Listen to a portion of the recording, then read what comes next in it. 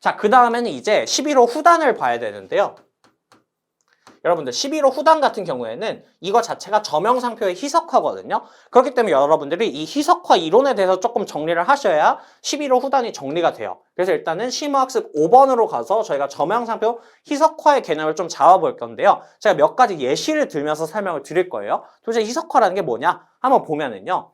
예를 들어서 최상표 씨가 버벌이라는 상표를 뭐 의류 핸드백에 대해서 사용을 했는데 여러분들 다 아시죠? 이거 굉장히 저명한 상표입니다. 근데 제3자 정디버 씨가 어떤 식으로 영업을 하고 있다라고 생각해 볼 수 있냐면 이거 실제 사례인데요. 노래방을 운영을 하면서 버버리 노래방 이런 식으로 운영을 했다라고 해보겠습니다. 자, 이 노래방 서비스 그리고 선사용 상표가 사용된 상품은 의류 핸드백이죠. 여러분, 이 상품이랑 노래방 서비스랑 유사하거나 결련 관계가 인정이 되나요?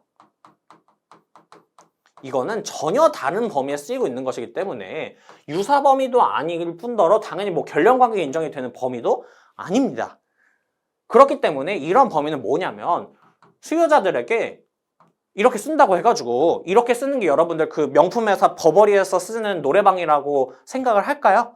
아니죠. 수요자들이 혼동을 할 염려가 없어요. 그렇기 때문에 전통적인 혼동 이론에 입각하면은 이러한 상표는 사용이 돼도 문제가 없습니다. 왜냐하면 수요자들에게 혼동을 일으킬 염려가 없고 수요자 보호에 지장이 없으니까 그렇다라는 거예요. 하지만 여러분들 이러한 상표를 계속 무분별하게 쓰이게 냅두면은 누구 보호에 취약하게 될까요?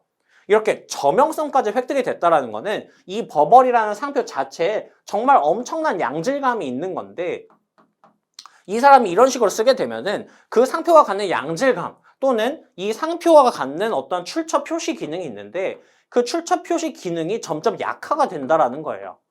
이렇게 혼동 염려가 없는 범위의 쓰임에 따라서 상표가 갖는 식별력, 출처 표시 기능이 점점 떨어질 수가 있다라는 것이죠. 그렇기 때문에 이제 어떠한 이론이 대두가 되게 되냐면 제가 예전에 이거 인문 강의 초창기 때 한번 설명드린 적이 있는데요. 이런 식으로 혼동 염려에 따라서 침해를 뭐 어떤 타인의 행위를 규제하는 이론을 저희가 이제 혼동 이론이라고 했는데 혼동 이론뿐 아니라 어떠한 이론이 등장하게 되냐? 희석화 이론이 등장을 하게 된다고 말씀을 드렸어요.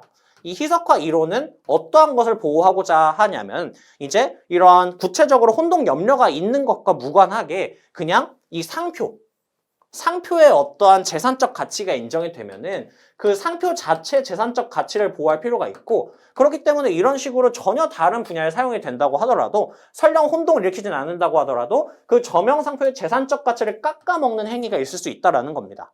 그러면 거기에 대해서는 규제가 필요하다라고 해서 나오게 되는 이론이 희석화 이론이라는 거예요. 그래서 실제로 상표법에서도 이런 희석화 이론을 일부 도입을 해가지고 특히 이렇게 등록 배제효의 관점에서 이제 입법을 한 게 11호 후단이 되겠어요. 이런 것이 희석화 행위입니다. 그래서 이런 행위를 저명상표를 희석화시키는 행위다. 그래서 저명상표 희석화 행위다 이렇게 얘기를 하게 됩니다. 또 대표적인 예시가 어떤 것이 있냐면 여러분들 루이비통이라는 상표 잘 아시죠? 정말 저명한 상표입니다. 근데 그 상표는 원래 의류 핸드백 등에 대해서 쓰이는 상표예요. 이것도. 근데 이렇게 박특허 씨가 치킨집을 운영을 하면서 루이비통이라는 것에서 뭐 티 하나 바뀐 거 그대로 포함을 하고 뭐 거의 동일한 글씨체를 쓰고 있네요. 뒤에다가 닭이라는 것을 붙여가지고 치킨집을 운영을 하고 있었다라고 해보겠습니다. 자, 여러분 치킨집이랑 의류 핸드백이랑 혼동이 일어나나요?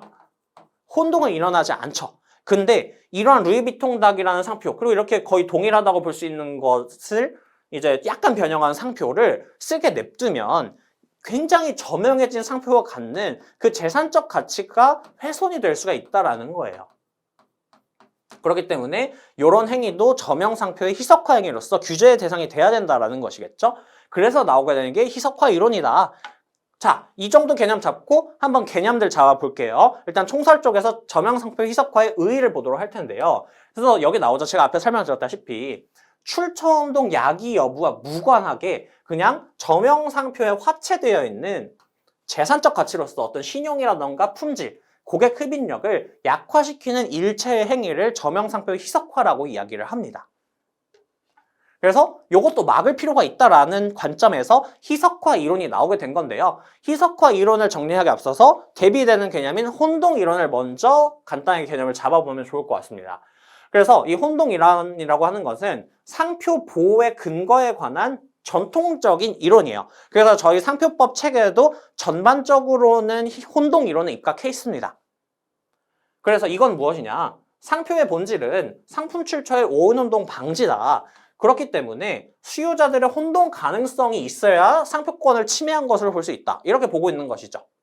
그래서 이 혼동 이론에 따르면 경쟁 관계에 있는 상품이 아니라 이종에 있는 상품에 대해서는 침해가 인정되지 않는 것으로 보죠. 그래서 우리나라 상표법도 실제로 침해를 인정하는 범위는 상표가 동일 유사하고 상품이 동일 유사해야 침해로 보죠.